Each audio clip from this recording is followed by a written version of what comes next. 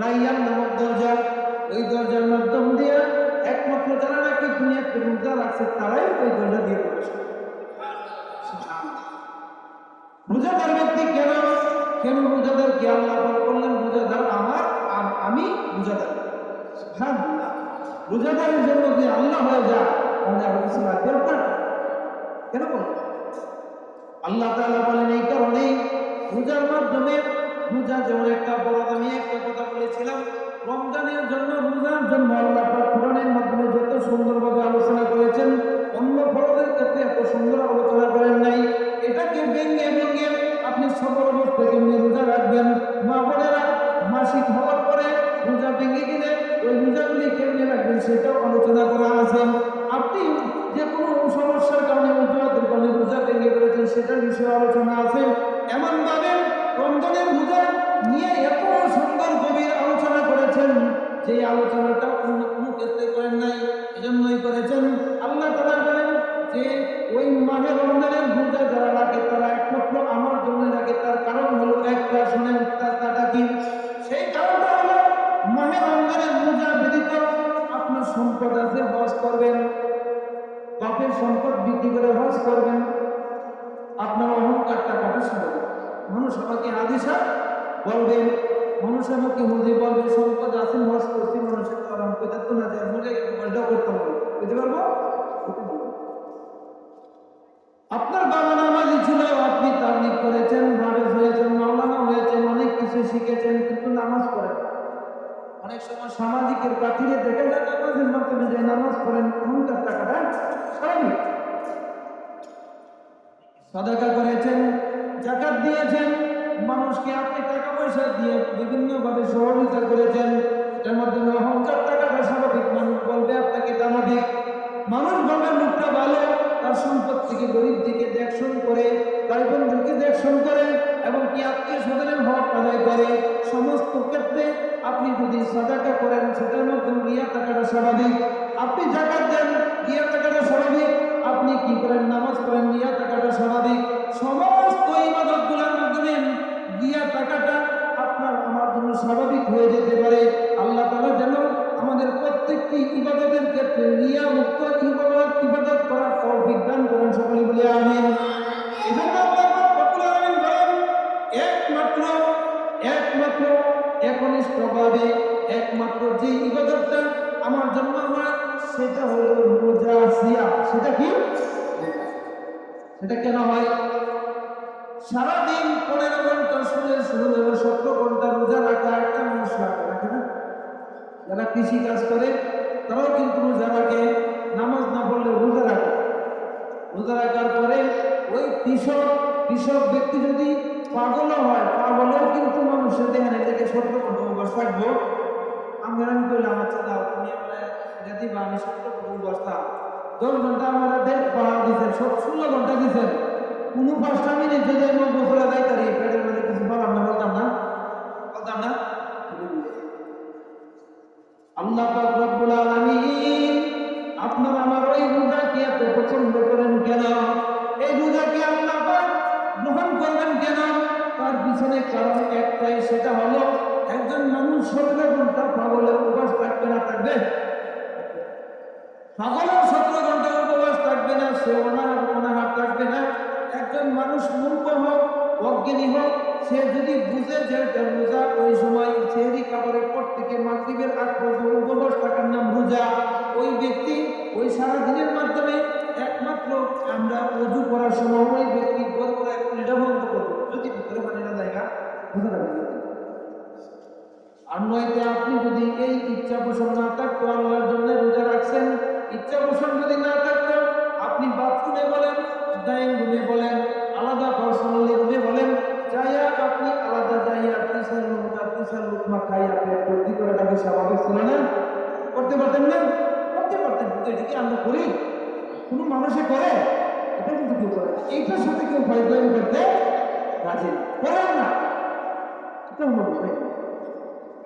এজন্য সম্মানিত উপস্থিতি, রমজানের রোজাটা এমন একটা বারাকাতুল্লাহ রোজা, যেই রোজা রাখলে এর মধ্যে কোনো রিয়া থাকে না, অহংকার থাকে না, গর্ব থাকে না, তাকাব্বুরি থাকে না।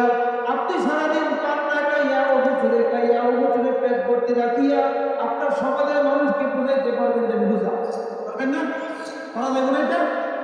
রাস্তা দিয়ে যান, পারেন এটা? কিন্তু মানুষ কি রোজা নিয়ে এটা করে কেউ? তার কারণ কি?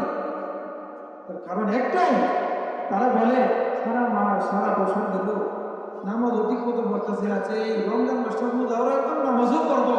আর সেই রোজাটা যখন রাখে, আর বান্দা যখন অবুজুরে থাকার পরেও, খাওয়ার চান্স থাকার পরেও বান্দা না খেয়ে রমজানের রোজাটুকু আদায় করে, এই জন্য আল্লাহ পাক রব্বুল আলামিন বলেন রোজাদার আমার আর আমি হলাম রোজাদারের। এই জন্য আমি রোজাদারের পুরস্কারটা আমি কিয়ামতের ময়দানে, আমি রোজাদারের পুরস্কারটা আমি আল্লাহ নিজের হাতে রোজাদারকে দেব। আর সেই দিন আল্লাহ পাক আপনার সাথে সাক্ষাৎ করবেন এবং কি আপনার হাতে আল্লাহ পাক সাক্ষাতে আপনাকে পুরস্কারটা দেবেন। সুবহানাল্লাহ। প্রথম পুরস্কার রমজানের মর্যাদা তো এত বেশি, রমজানের মর্যাদা এত বেশি জানেন কি? রমজান মাস আসলে আমরা সেহরি খাবারের সময় আমরা প্রায় একটা ভুল করে থাকি, আমি ওই কথাগুলি না বললেই না হয়। রমজান মাসে আমরা সেহরির সময় খাবার সুন্নাহ নিয়মটা একটু জানার দরকার আছে না নাই? আমরা অনেক বাবা ভাই সকল রাখছি যে আসলাম বাজার থেকে একটা বাজার খাবারটা খায় শুয়ে করি, বাস রোজা হবে। রমজানের মাসে যদি কেউ রোজা রাখে না খাইয়াও, সে নিয়ত করে শুয়ে থাকে, না খাইয়া রোজা রাখে, রোজা হবে না? রোজা হবে। কিন্তু সাহারি খাওয়া একটা বরকতপূর্ণ খাবার। আর সাহারি খাওয়া কি? আর এটা কখন খাওয়া সুন্নাহ? এটার খাবার আল্লাহ রাসূল সাল্লাল্লাহু আলাইহি ওয়াসাল্লাম সেহরি খাইতেন, যখন সেহরির সময় হতো তখনই খাইতেন না। উনি যখন সেহরি খাবারের সময় শেষ হয়ে যাবে, শেষ হওয়ার পূর্ব মুহূর্ত সময় 20-25 মিনিট সময় তাকে সেহরি খাইতেন। এবং কি আল্লাহ রাসূল সাল্লাল্লাহু আলাইহি ওয়াসাল্লাম এমন সময় সেহরি খাইতেন যে সেহরি খাওয়া শেষ করার পরে কমপক্ষে 50 থেকে 55টা আয়াত, কোরআনের আয়াত তেলাওয়াত করার সময় যেতে পারে। সেহরি খাবার শেষ করলেন, এরপরে 50টা-55টা আয়াত, কোরআনের আয়াত তেলাওয়াত করা যতটুকু সময়, 15 মিনিট 20 মিনিট সময় থাকে, এমন একটা সময় সামনে রাখা সেহরি খাবারটা শেষ করা। এটা হলো আল্লাহ রাসূলের সুন্নাহ। এটা কি আল্লাহ রাসূলের সুন্নাহ। আর আল্লাহ রাসূল ঠিক এভাবেই সেহরি খেতেন। ইফতারের সময় এবং সেহরির সময় কি করতে হবে? সুন্নাহ। সেহরির সময় কিন্তু আল্লাহ রাসূল খেতেন। আপনি খাবার খাবেন না, ভালো কথা, পেটের সমস্যা, অসুস্থতা, রোজা আপনি ছাড়বেন না, রোজা বসিয়ে রাখবেন। আপনি সেহরির সময় অল্প কিছু খান, যদি না খাইতে পারেন একটা খিচুড়ি হলেও খান, একটা সুন্নাহ আদায়। এজন্য সেহরি খাবার কখন? 1টা বাজে, 2টা বাজে না। সেহরি খাবার যে সেহরির সময় শেষ হওয়ার কিছুক্ষণ সময় আগে, আপনার যত সময় কেউ বেশি লাগে কেউ কম লাগে, সময় অনুযায়ী খাবেন। খাবারের পরে যেন 10-15 মিনিট সময় আপনার হাতে, 50টা-55টা আয়াত পড়লে 10 মিনিট সময় সর্বোচ্চ লাগবে, বেশি লাগার কথা নয়। হয়তো আপনি খাবার শেষ করার পরে 15-20 মিনিট সময় রইলে বাস, এই সময়টুকু। এটা সুন্নাহ। আল্লাহ রাসূল এভাবে সেহরি খেতেন। আর আমরা 2 ঘন্টা 3 ঘন্টা আগে খাই খাবার পরে, কিন্তু আর এই সুন্নাহটা আদায় করা থেকে লাভ না লস? লাভ। আর একটা সুন্নাহ যদি আদায় করেন, একটা সুন্নাহকে যদি আপনি জিন্দা করেন, তাহলে এক ছোট গলা কাটার শহীদের সব আপনার আমার মতো। তাহলে রমজান মাসে একটা সুন্নাহ, এটা কি কঠিন কোনো বিষয়? আপনি যদি শেষ দিকতে খান, একটা গলা টলা থাকবে, দিলে একটু সময় বেশি কলতারাতে থাকবে, নিজের কাছে একটা শক্তি থাকবে এরকম। আর আপনি একটা মাঝে খাইলেন, শরীরের বাধ্যকতা হিসাবে, দুর্বলতা হিসাবে, অনেক কিছু। যাক, আল্লাহ রাসূলের সুন্নাহর পিছনে অবশ্যই উপকারিতা এবং কি এটার মাধ্যমে অবশ্যই আপনার আমার মঙ্গল নিহিত আছে। এটা কি বিশ্বাস করি না?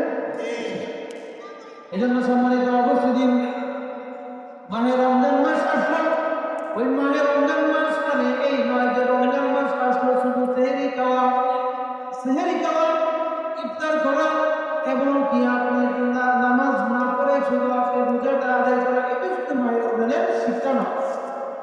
মাহে রমজান মাস আসলো, মাহে রমজান মাস থেকে আপনাকে তাকওয়া অর্জন করতে হবে, আল্লাহর প্রতি ভয় অর্জন করতে হবে, আল্লাহর প্রতি আপনাকে আশ্বস্ত হতে হবে এবং কি আল্লাহর হুকুমের প্রতি আপনাকে মন মুগ্ধ হতে হবে, যেন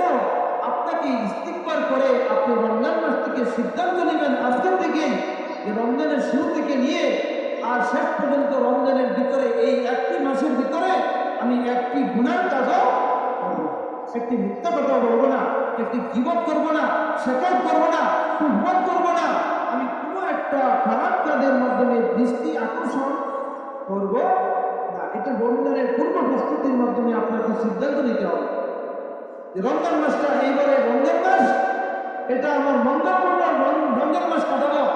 এবারে রমজান মাস আমি ইবাদতপূর্ণ রমজান হিসেবে কাটাবো। এবারে রমজান মাস আমি পরিপূর্ণ বেশি থেকে বেশি নফল ইবাদতের মাধ্যমে রমজানকে অতিবাহিত করব। এটাকে আপনাকে পূর্ব প্রস্তুতির সিদ্ধান্ত নিতে হবে। এই জন্য রমজান মাস কিন্তু খুব শনিভাবে রমজান মাস আসলে আপনি কামনা হয়ে রমজান মাসে আমরা কোরআন পড়তে জানি না, কোরআন যখন পড়তে জানি না, আমরা তারাবির নামাজে তেলাওয়াত হয় সেখানে শুনবেন, তো আপনি মোবাইলে কোরআন তেলাওয়াত শুনবেন, আপনি 2 রাকাত 4 রাকাত 6 রাকাত প্রতি ওয়াক্তে নামাজের পর 10 রাকাত আপনি নফল নামাজ পড়েন। সর্বনাশ, কত সুন্দর সুযোগ, জীবনে কত হাজার ওয়াক্ত নামাজ আপনার কাছ থেকে ছুটে গেল। আপনি রমজান মাস পেয়েও যদি নকলের দ্বারা এগুলি গাড়ি করার চেষ্টাও করবেন না, আফসোস না।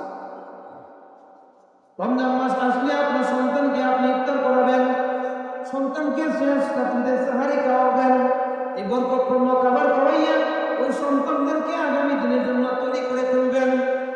এমন সন্তান আপনার আমার ঘরে তৈরি কেন হয় না?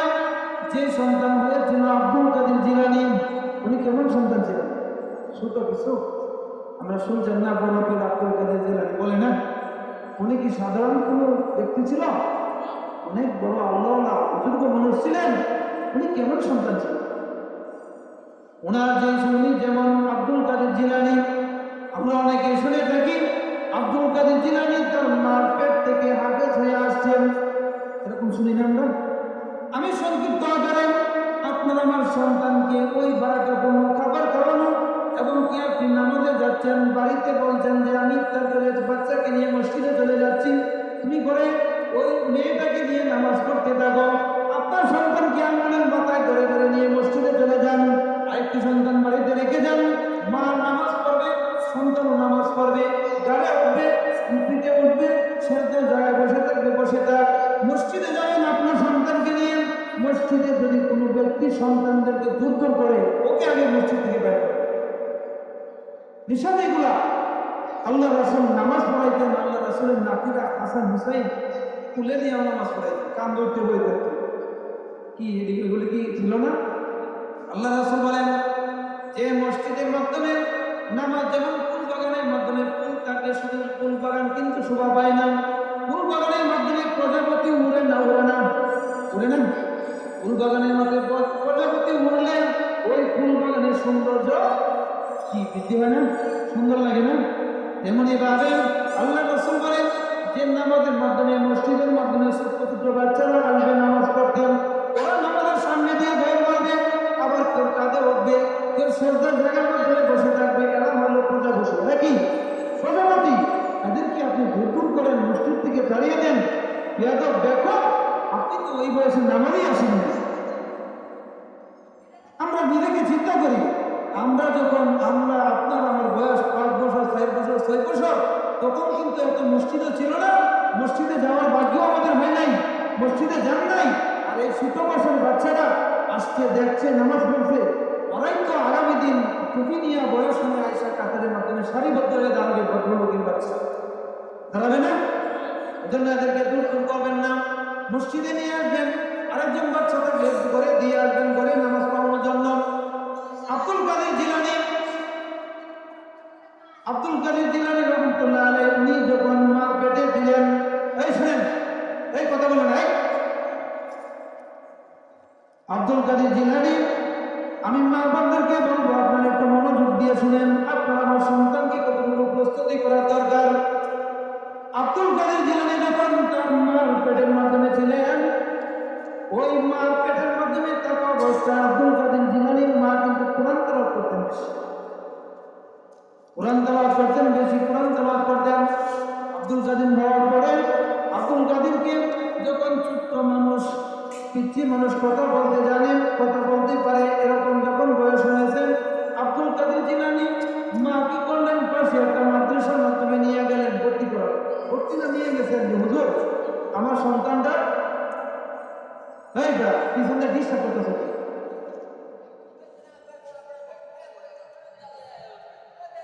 শুনেন,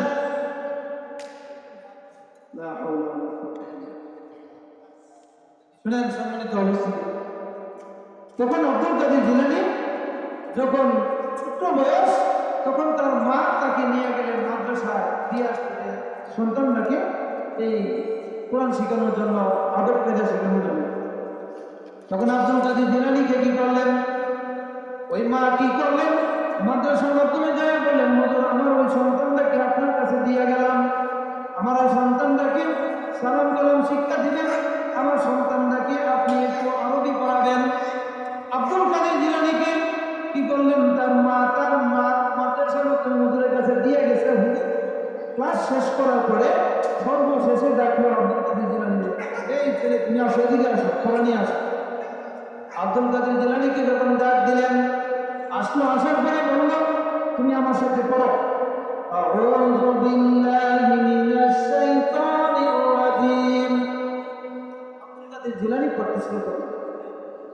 আব্দুল কাদের জিলানী আউযু বিল্লাহি বিসমিল্লাহ পড়লেন, বিসমিল্লাহির রহমানির রহিম পড়লেন, সূরা ফাতিহা পড়লেন, আলিফ লাম মিম যালিকাল কিতাবু লা রাইবা ফীহি করে পড়া শুরু করলেন।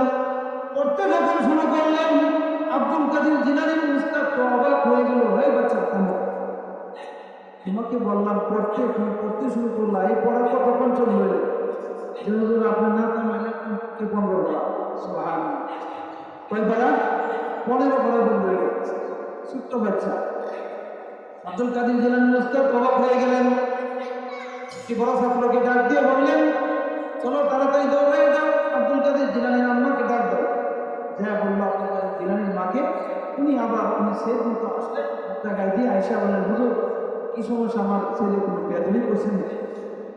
তো আপনার ছেলে বেয়াদবি করছে না, আপনি এত বড় একটি মিথ্যা কথা বলতে পারলেন?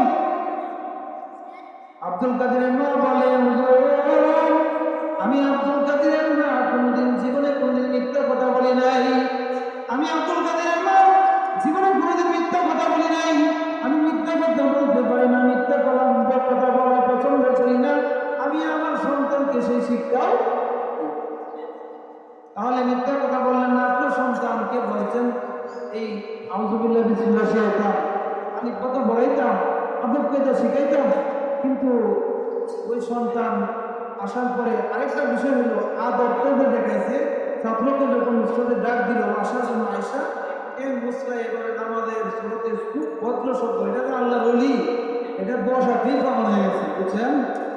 তারপর বললেন, আপনি বললেন এই বাচ্চাকে আমি আউযু বিল্লাহি বিসমিল্লাহ শিখাইতাম, আমার ছেলে তো বললাম পড়তে, আমার সাথে আমি পড়ছি আউযু বিল্লাহি বিসমিল্লাহ, সে আউযু বিল্লাহি বিসমিল্লাহ পড়বিয়া কোরআন শরীফের শুরু থেকে পড়া শুরু হয়েছে, মস্ত বলে যাবো, তা মেরে দিলাইছি কম পড়তে না, তা মেরে বন্ধ ভরা দিল, এটা মিথ্যা কথা বললেন না? সুবহানাল্লাহ।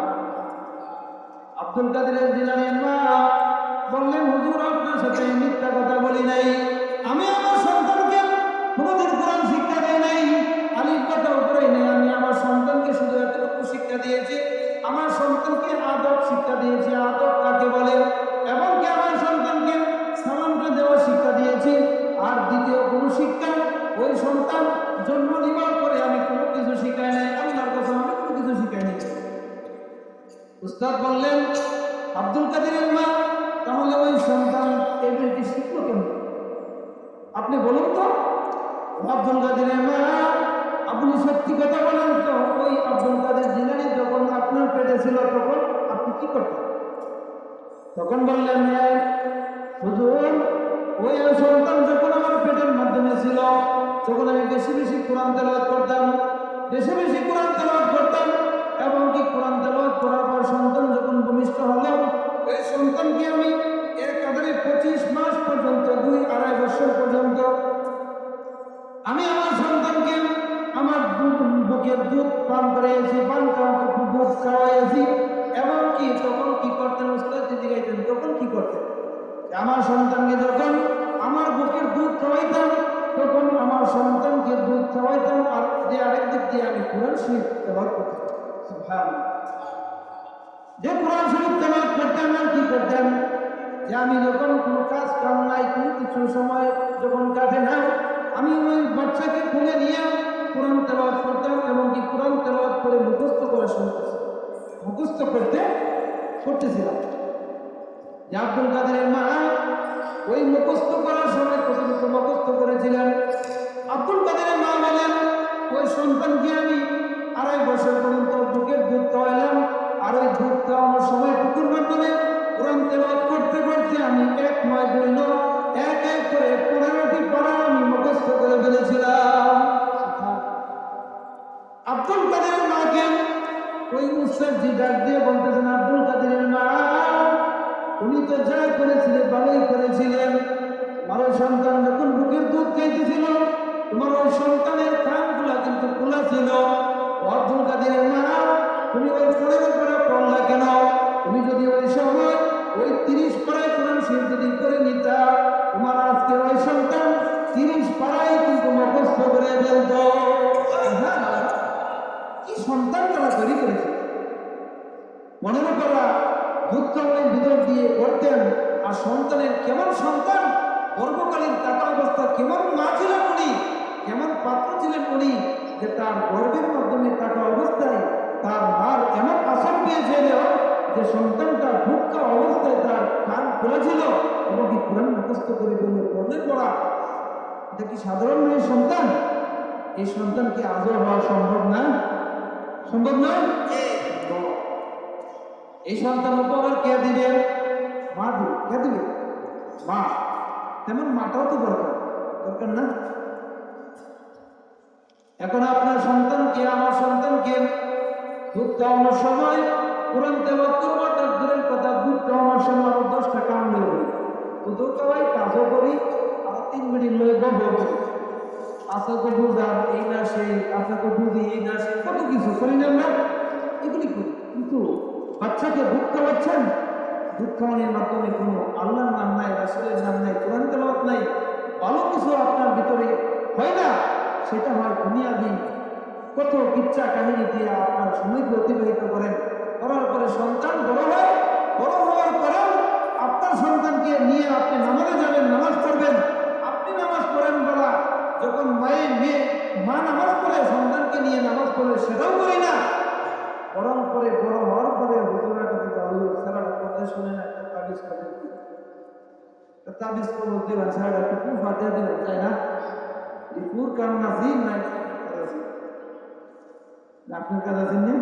আপনার কাজ ছিল, আপনার সন্তান মাদ্রাসায় পড়ে না, জানা মনে করে, অনেক কিছু করে, কিছু করে ছেড়ে দেয়, এগুলি আপনি গঠন করতে পারেন নাই। আপনার সন্তান এই জন্য এরকম।